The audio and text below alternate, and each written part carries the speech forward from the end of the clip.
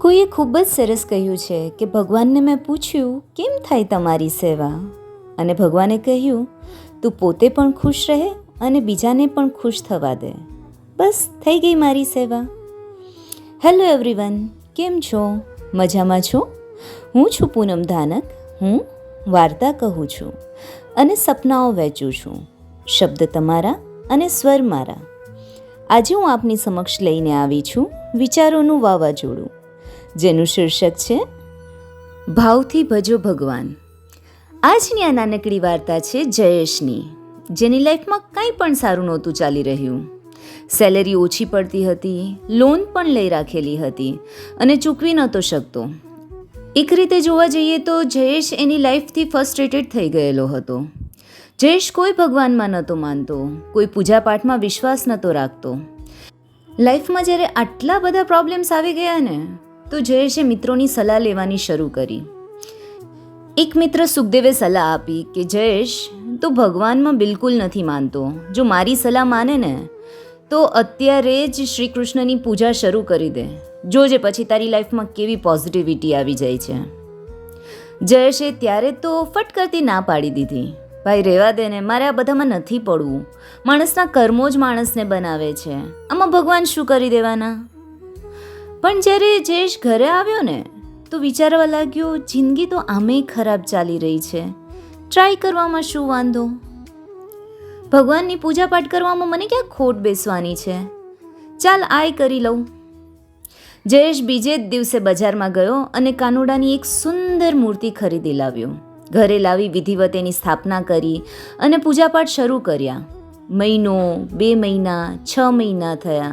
જયેશ બરોબર પૂજાપાઠ કરતો હતો, પણ કંઈ પરિસ્થિતિમાં પરિવર્તન આવ્યું નહીં.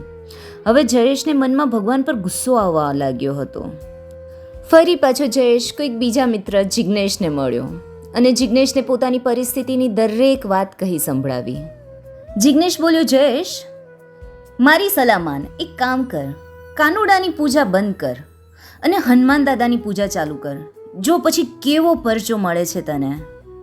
જયેશ દુઃખી તો હતો જ, વિચાર્યું લાવ જિજ્ઞેશની વાત પણ માની લઉં. બીજે જ દિવસે જયેશ બજારમાંથી હનુમાન દાદાની મસ્ત મૂર્તિ લઈ આવ્યો. હવે કાનુડાની મૂર્તિ હટાવી હનુમાન દાદાની મૂર્તિ જયેશે ગોઠવી. કાનુડાની મૂર્તિ મંદિર પરની પાળી હતી ને એના પર ગોઠવી દીધી અને જોરશોરથી હનુમાન દાદાની સેવા પૂજા કરવા લાગ્યો. 1 મહિનો, 2 મહિના, 4 મહિના, પણ હજી જયેશની પરિસ્થિતિમાં કોઈ ફેરફાર ન આવ્યો. એક દિવસ પૂજા કરીને ઊભો થતો હતો ત્યાં જ એનું ધ્યાન ગયું કે હનુમાન દાદાને કરેલા ધૂપનો ધુમાડો ઉપર જઈ રહ્યો હતો.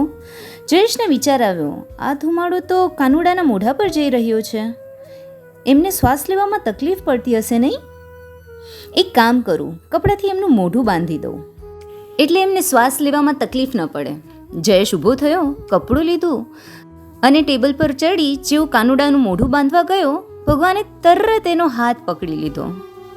જયેશ ગભરાઈ ગયો, બોલ્યો, કમાલ છો ભગવાન, તમે પણ 6 મહિના તમારી પૂજા કરી અને તમે આવ્યા જ નહીં, અને આજે અચાનક કેમ પ્રગટ થયા?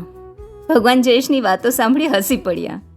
બોલ્યા, આજે એટલે આવ્યો કે તને આજે ખરેખર હું છું અહીં એવો ભાસ થયો. અત્યાર સુધી તું ખાલી મૂર્તિની પૂજા કરતો હતો. આજે તને લાગ્યું કે આ ધૂપનો ધુમાડો મારા મોઢા પર આવી રહ્યો છે, મને તકલીફ પડશે ને તું મારું મોઢું બાંધવા જઈ રહ્યો હતો. બસ આટલી જ હતી આ વાત. વાત બહુ નાનકડી છે પણ સમજાવે છે ઘણું. આપણને ઘણા હવે એમ હોય છે કે હું તો ભગવાનના નામ લીધા વગર પાણીએ ન પીવું, કે હું રોજ મંદિરે જાઉં પછી જ મારો દિવસ શરૂ થાય, વગેરે વગેરે. પણ મારા વાલા, ભગવાન આપણા નિયમોનો કે આપણી પંક્ચ્યુઆલિટીનો નહીં પણ ભાવનો ભૂખ્યો છે. જ્યારે સાચા ભાવ સાથે ભગવાનને યાદ કરશો ને તો ચોક્કસ પરચો મળશે.